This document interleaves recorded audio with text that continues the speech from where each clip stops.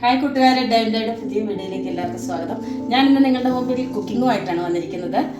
ഇന്ന് കപ്പ ബിരിയാണി എങ്ങനെ എത്രയും ടേസ്റ്റി ആയിട്ട് ഉണ്ടാക്കാം എന്നത് ആണ് വീഡിയോ. അതിനായിട്ട് ഞാൻ 2 കിലോ എല്ല് എടുത്തിട്ടുണ്ട്. കടായി ചൂടായി കഴിയുമ്പോൾ അതിലേക്ക് 3 ടേബിൾ സ്പൂൺ വെളിച്ചെണ്ണയാണ് ഞാൻ ഉപയോഗിക്കുന്നത്. ഒഴിച്ചു. അത് ചൂടാകുമ്പോൾ നന്നായി ചൂടുമ്പോൾ കടുകിട്ടു. പിന്നെ ഉലുവ ഇടും. പിന്നെ നല്ല ജീരകം അത് കുറച്ചിടും.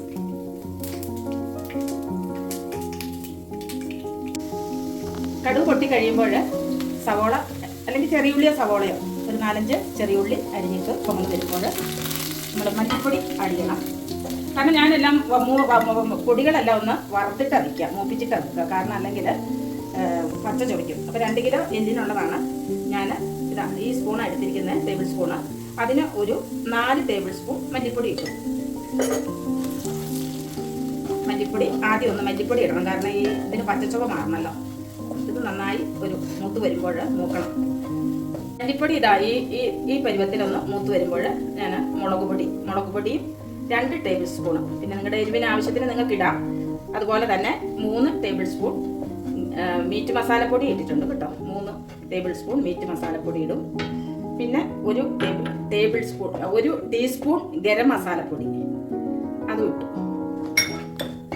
ഇതിനി മൂപ്പിച്ചെടുക്കണം. നമ്മുടെ പൊടികൾ ഇതുപോലെ ഇങ്ങനെ മൂപ്പിച്ചെടുക്കണം കേട്ടോ. എന്നാലും അതിൻ്റെ രുചി കിട്ടുള്ളൂ, അല്ലെങ്കിൽ ഒരു പച്ചച്ചവയായിരിക്കും. അത് നമ്മൾ ഇനി എല്ലിലേക്ക് 2 തക്കാളി അരിഞ്ഞതിട്ടു, 2 സവോള അരിഞ്ഞതിട്ടു. അതൊക്കെ പച്ചക്കിട്ടാൽ മതി. ഇതിട്ടു. പിന്നെ ഒരു ടീസ്പൂണ് ഇഞ്ചി ചതച്ചതിട്ടു. 1 ടീസ്പൂൺ വെളുത്തുള്ളി ചതച്ചതിട്ടു. ഇതിലേക്ക് നമ്മൾ വറുത്ത് വെച്ചിരിക്കുന്ന പൊടി ഇട്ട് കൊടുക്കാം.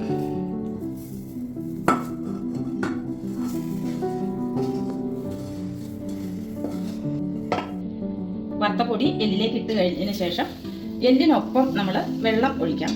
എല്ലിനൊപ്പം നിന്നാൽ മതി. പിന്നെ നമ്മൾ വെള്ളം ചേർക്കരുത്. പിന്നീട് ചേർത്തതിന് ടേസ്റ്റ് കുറയും. അതുകൊണ്ട് ഈ എല്ലിനൊപ്പം നമ്മൾ വെള്ളം ചേർക്കുന്നു. കറിവേപ്പില ഇടുന്നു. ആവശ്യത്തിന് ഉപ്പ് ഇട്ട് എല്ല് വേകുമ്പോഴത്തേക്ക് ഞാൻ കപ്പ റെഡിയാക്കി വരാം. കുക്കർ ഇതുപോലെ നമ്മുടെ എല്ല് കണ്ടോ, ഇതുപോലെ വെന്തു. ഇത്രയും വെള്ളമുണ്ട്. അത് പിന്നെ അടുത്ത ഒരു തേങ്ങ, ചെറിയൊരു തേങ്ങ അല്ലെങ്കിൽ വലിയൊരു മുറി തേങ്ങ ഈ പരുവത്തിൽ വറുത്ത് ഒന്ന് പൊടിച്ചെടുക്കണം. കപ്പ വെന്തിട്ടുണ്ട്. അതിനെ ഇതൊന്ന് ചെറുതായിട്ട് ഉടച്ചിട്ട് വേണം നമ്മൾ എല്ലിലേക്ക് ഇട്ട് കൊടുക്കാൻ, അല്ല പിന്നെ അത് ഇളകുകയില്ല. അതുകൊണ്ട് ഞാൻ ഇതിനെ ഒന്ന് ഉടച്ചെടുക്കട്ടെ. നമ്മൾ വലിയ പാത്രത്തിലേക്ക് എല്ലിട്ട് ഉടച്ച കപ്പ അതിലേക്ക് കുടഞ്ഞിട്ട് കൊടുത്തു. നമ്മൾ പിന്നീട് വെള്ളം ചേർക്കുന്നില്ല. ആദ്യം എല്ല് വെച്ചപ്പോൾ തന്നെ ആവശ്യത്തിന് വെള്ളം ഉണ്ടല്ലോ, കണ്ടോ. ഇനി ഇതിലേക്ക് തേങ്ങ വറുത്ത് പൊടിച്ചതിടണം. തേങ്ങ നേരത്തെ വറുത്തത് ഞാൻ പൊടിച്ചുകൊണ്ട് വന്നു. ഇത് ഇട്ട് കൊടുത്തു. പിന്നെ കറിവേപ്പില, മല്ലിച്ചപ്പ് ഇട്ടു. നമ്മൾ കപ്പയ്ക്ക് ആവശ്യമായ ഉപ്പും കൂടെ ചേർക്കണം. കപ്പയ്ക്ക് നമ്മൾ എല്ലിന് ആവശ്യത്തിന് ഉപ്പ് ഇട്ടിരുന്നു. ഇനി കപ്പയ്ക്ക് ആവശ്യമായ ഉപ്പും കൂടെ ഇടുവാണ്.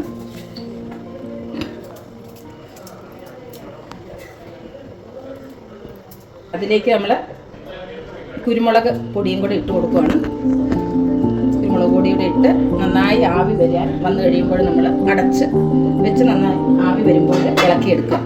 കൂട്ടുകാരെ, നമ്മുടെ കപ്പ റെഡിയായി. ഞാനങ്ങനെ കപ്പ ഇളക്കി മറിക്കുക കേട്ടോ. എല്ലാവരും വീഡിയോ ഇഷ്ടപ്പെട്ടാൽ ഇതുപോലെയൊക്കെ കപ്പ ബിരിയാണി ഒന്ന് ഉണ്ടാക്കി നോക്കണം. നല്ല ടേസ്റ്റി കപ്പ ബിരിയാണിയാണ്. അപ്പോൾ എല്ലാവർക്കും ഞാൻ അടുത്ത വീഡിയോയിലേക്ക് വരുന്നത് വരെ ഗുഡ് ബൈ.